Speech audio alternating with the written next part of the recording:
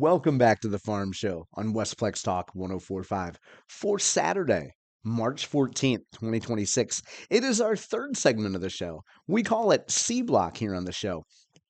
And this is a very special segment because this is the final segment of the final edition of the Farm Show right here on Westplex Talk 1045. But that doesn't mean that agriculture news and policy and production updates are going away from the station. Far from it. As many of you know, I co host every weekday morning the Brad and John Show with station owner Brad Hildebrand. And we do the show from 7 a.m. to 8 a.m. right here on Westplex Talk 1045.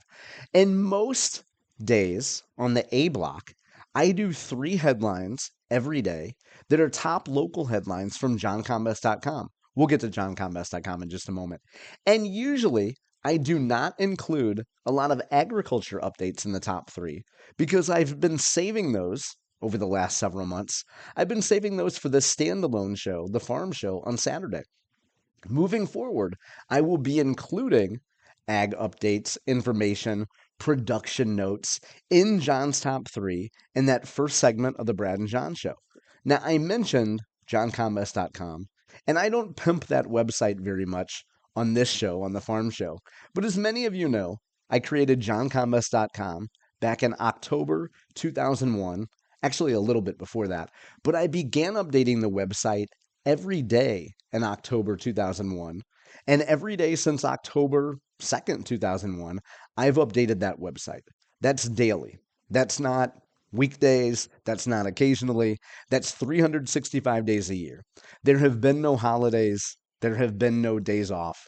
I don't take a holiday from johncombest.com. And I will continue to update johncombest.com every day, of course, with news from across the state of Missouri. And that includes news from some outstanding Missouri ag journalism sources. Think of your Brownfields, your Missouri Ruralists, and many others that report on ag news. So, long story short, when I started this show back in July of last year, I had a pretty good expectation that this show would take a lot of time to single handedly produce, edit, market, promote, etc. I wasn't able to anticipate that I would have a lot of other new professional obligations coming on board, as well as, we all have 24 hours a day and we all have personal stuff that goes on as well. So this isn't about that right now. When we start, I should say, when I start thinking about people to say thank you to for this standalone show that we've done since July, I will start with our station owner, Brad Hildebrand. Brad is not only the station owner and not only my co-host Monday through Friday from 7 to 8 a.m., but he is also the one that gave me the green light to do this standalone show on Saturdays at 10 a.m., which has been replayed on Sundays at 8 a.m. And I want to express my deepest gratitude for Brad for the opportunity to do this show and then also to continue to do the Brad and John Show. We started the Brad and John Show in November of 2023. Now, next week, I am on spring break and I won't be back until March 23rd, but that's neither here nor there. That's very topical and at the moment for what we're discussing. As we think about the radio industry, and as I give a thank you to Brad Hildebrand there's someone else in the radio industry I want to say thanks to. When I first began conceiving of this show, I had a number of fantastic conversations, valuable conversations with a guy named Carl Middleman. And if the name sounds familiar, his radio name, maybe stage name, you could consider it, is Carl the Intern from KTRS Radio. And he is far from an intern, but he has kept that moniker in all his decades of radio work. Carl hosts an ag radio show on the Big 550 KTRS that you can hear Monday through Friday at 5 a.m. Again, that's 5 a.m. on the Big 550 KTRS. Not only did Carl last spring and summer give me some really good insight into radio and ag radio, but he was also kind enough and magnanimous enough to play a bit of a pilot episode, a bit of a pilot interview that I did. So not only do I want to thank Carl for that, but in that pilot interview, I did a conversation with Epen Thampi, who is an expert on hemp production, marijuana, cannabis, even psychedelics. I want to say thanks to Epan for being essentially my crash test dummy in the early days of that pilot episode, so to speak. And we will continue to cite Epan as our favorite source of hemp production and cannabis knowledge and information on the Brad and John Show, Monday through Friday. Also, when we think about the radio industry, I also want to say thanks to a familiar name for folks in the St. Louis metro region, which is Dave Green. Now, you're familiar if you've ever listened to a pro wrestling podcast, among many others, you're probably familiar with Podcast Heat. I had a great conversation with Dave in the early days of the conception of what became the Farm Show about what a successful show might look like. If you've ever listened to the Brad and John Show, you know that I don't ever divulge any details of personal or professional conversations that are off the record. So I won't do that with Carl. I won't do that with Dave Green. But I want to thank both Carl Middleman and Dave Green for the insight they gave me even before the Farm Show was on the air here on Westplex Talk 1045. When I think about the early days of the show, I also think of my friend Al Fava from OBP Agency. I talked to Al when I was just beginning the conception of this show, the pilot of this show, and I got great insight from Al. I've learned in my days at Monsanto and at Bayer, I've learned more from Al Fava about ag media than I've learned from anyone else in my entire career. I want to thank Al for the early insight.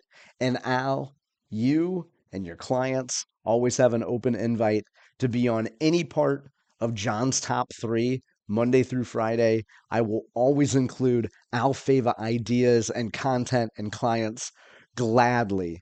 There's no way I can repay how much I've learned from Al Fava over the years about ag media. Hey, speaking of the OBP agency, if I was ever hiring an ag agency to do PR, I would start with OBP. Thanks to Al Fava, I got in touch with a woman named Nicole Schulenberg at OBP, who got me in touch with Jen Schmidt, who leads communications for that whole Gateway Arch district. And when people think about Gateway Arch, they don't know that a key component of that is the Ag Coast of America. And I got a chance to spend some time with Jen at the Ag Coast of America cruise going up and down the Mississippi River. And thanks to Jen, we were able to get a sit down interview with Mary Lamy.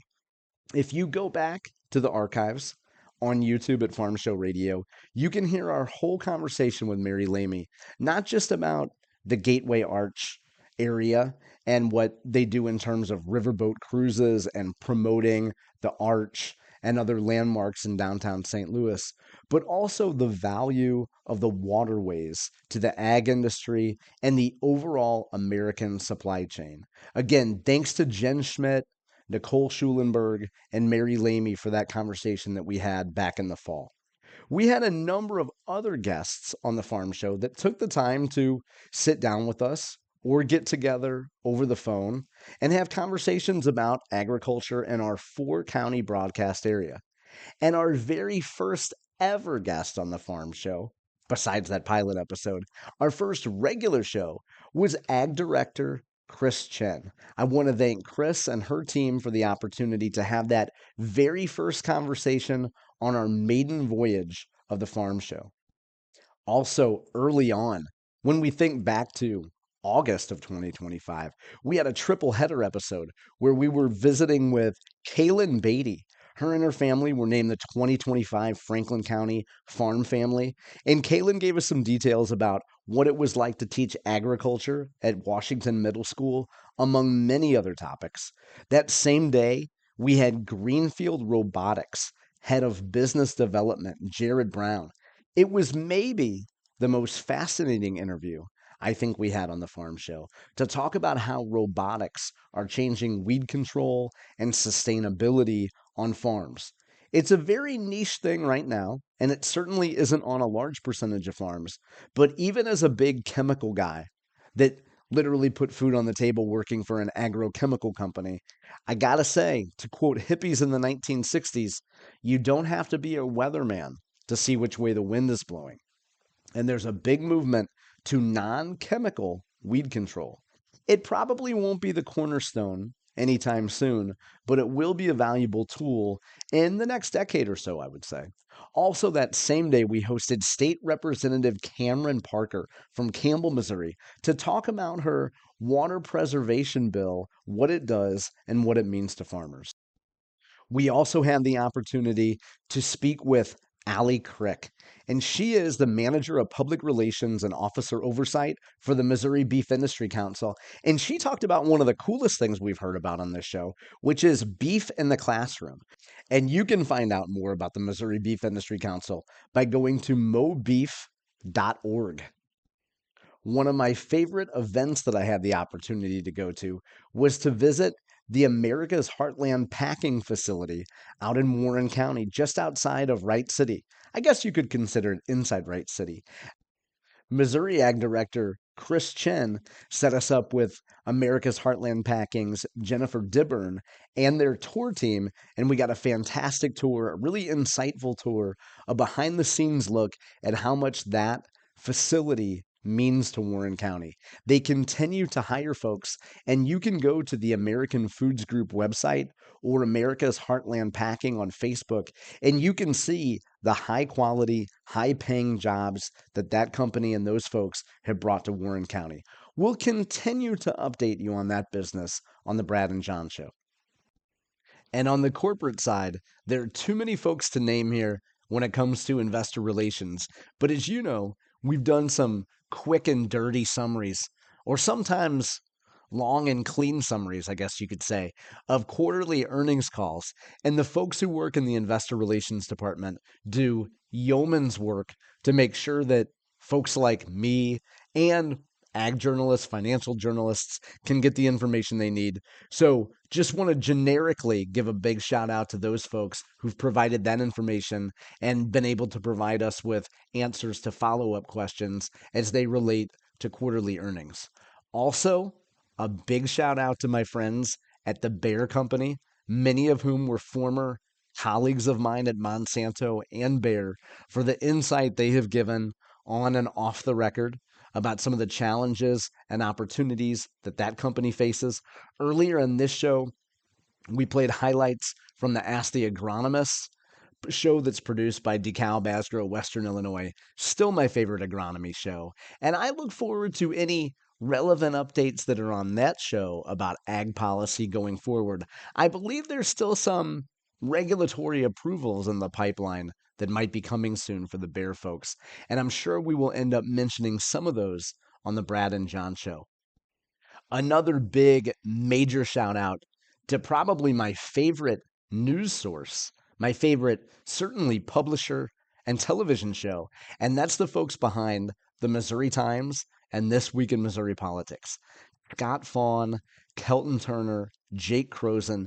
If you go back all the way to the Missouri State Fair, you'll remember I pulled a lot of audio from This Week in Missouri Politics. Scott and Kelton and Jake and team do a great job getting real ground level insight from growers on that show, and also the leaders of ag industry groups, as well as the top policymakers in the state of Missouri. We're talking Chris Chen, Governor Mike Kehoe, state senators like Jason Bean, all kinds of other ag leaders across the state of Missouri. Big shout out to This Week in Missouri Politics. You can always find their content on both johncombest.com and frequently cited on the Brad and John show, Monday through Friday. Hey, we just mentioned Senator Jason Bean. Also, big shout out to Barry Bean. If you're involved in Missouri agriculture, you know Barry. I don't have to read you his resume. I appreciate the feedback that Barry has given since we began the farm show here last July as well. When we think about ag industry leaders with the time that we have left, I also want to give a big shout out to Casey Wasser from the Missouri Soybean Association. From the very first day of the show, always offered any sort of insight or information that he and his team needed. You will recall that I have leaned heavily on their insight and their commentary and their content, you can always find their information at mosoy.org. The challenge of doing a thank you segment like this is that surely I will have left people out. And you can blame that on my middle aged brain and not on my heart here. And guess what? After I realize who I didn't say thanks to, I bet I'll say thanks to them Monday through Friday on the Brad and John Show. Did I mention you can hear us here on Westplex Talk 1045 Monday through Friday, 7 to 8 a.m.? And you can find past episodes by going to YouTube. You can search for the Brad and John Show, or you can search for bjshow.co. You can also find us at bjshow.co. And as Brad Hildebrand would say, yes, there is no M. It really is just bjshow.co. And you will always, from here to eternity, be able to find Missouri political news headlines, including Missouri agriculture headlines, at johncombest.com.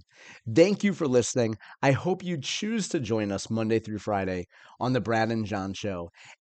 You can find our streaming at westplextalk.com. You have been listening to The Farm Show. So long for now.